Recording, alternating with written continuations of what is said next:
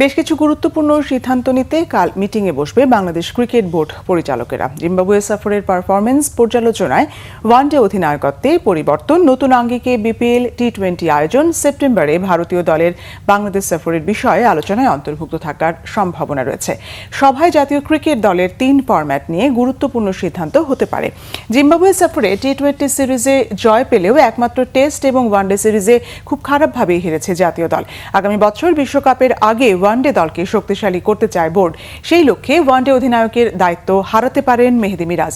পরিসংখ্যান বলছে, মিরাজের নেতৃত্বে দেশের বাইরে 13টি ওয়ানডেতে মাত্র 2টি জয় পেয়েছে বাংলাদেশ। টি-20 দলের অধিনায়ক লিটন দাস ওয়ানডের নেতৃত্ব পাওয়ার ক্ষেত্রে এগিয়ে রয়েছেন। টি-20 এবং ওয়ানডে 2 ফরম্যাটেই সহ অধিনায়ক হতে পারেন তাওহিদ হৃদয়। বিসিবি অবশ্য সাদা বলের 2 ফরম্যাটেই এক অধিনায়ক এবং সহ অধিনায়ক রাখার পক্ষে। লিটন দাসের ইনজুরিতে জিম্বাবুয়ে সফরে টি-20 ফরম্যাটে সিরিজ জয়ে সামনে থেকে নেতৃত্ব দিয়েছেন তাওহিদ হৃদয়। ভবিষ্যতে সাদা বলের নেতৃত্ব হৃদয়ের হাতে আসতে পারে, সেই বিবেচনায় তাকে সহ অধিনায়কের দায়িত্ব দিয়ে গড়ে তুলতে চায় বোর্ড। জিম্বাবুয়ে সফরে ব্যর্থ হলেও টেস্ট অধিনায়ক হিসেবে নাজমুল হোসেন শান্ত টিকে থাকার সম্ভাবনাই বেশি। মেহেদী মিরাজ অবশ্য টেস্ট দলে গুরুত্ব পাচ্ছেন তার বোলিং পারফরমেন্সের কারণে। অস্ট্রেলিয়া সফরে টেস্ট দলের সহ অধিনায়ক মিরাজ।